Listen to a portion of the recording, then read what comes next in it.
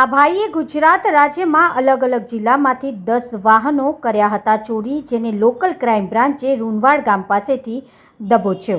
લાલસિંહભાઈ ભૂપતભાઈ બામણિયાએ ચોરી હતી જોજ police station વિસ્તારમાંથી બજાજ પલ્સર.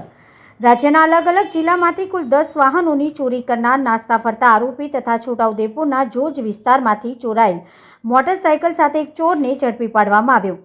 છોટાઉદેપુર જિલ્લામાં વાહન ચોરી સંબંધિત ગુનાઓનો ભેદ ઉકેલવા છોટાઉદેપુર જિલ્લા પોલીસ અધિક્ષક ઇમ્તિયાઝભાઈ શેખે અમલદારોની સૂચના આપી હોય છે. આધારે એલસીબી પીઆઈ એમ.એફ. ડામોર સ્ટાફના માણસો સાથે પેટ્રોલિંગમાં હતા. તે સમય દરમિયાન 3 માસ પહેલા મીઠીબોર ગામેથી ચોરાયેલ એક કાળા કલરની વાદળી પટ્ટાવાળી 220 પલ્સર મોટરસાઇકલ લઈને એક ઇસમ સુરખેડા રૂનવાડ થઈને છોટાઉદેપુર બાજુ જનાર છે, જે બાતમીના આધારે તપાસ કરી ડોન બોસ્કો સ્કૂલ પાસે વોચ ગોઠવતા બાતમીદાર વર્ણનવાળી વ્યક્તિ રૂનવાડ તરફથી આવતી હોય, જેને ઇશારો કરી રોકવાનો પ્રયત્ન કરતા ન રોકાતા પીછો કરતા મોટરસાઇકલ થોડે દૂર ઊભી રાખી ભાગવા લાગ્યો હતો, પરંતુ પોલીસે તેને પકડી પાડ્યો હોય. તેનું નામ ઠામ પૂછતા લાલસિંહભાઈ ભૂપતભાઈ બામણિયા, રહેવાસી ખરકાલી, પટેલ ફળિયા, તાલુકો કઠીવાડ, જિલ્લો અલીરાજપુર, મધ્યપ્રદેશ હોવાનું જણાવેલ. સદરી ઇસમ પાસેથી અંગ ઝડપી કરતા મોબાઈલ મળી આવેલ, જેની કિંમત ₹1000, જ્યારે પલ્સર મોટરસાઇકલ માલિકી બાબતે કોઈ આધાર પુરાવા માંગતા ન મળ્યા હોય, જે અંગે પોકેટ કોપ મોબાઈલથી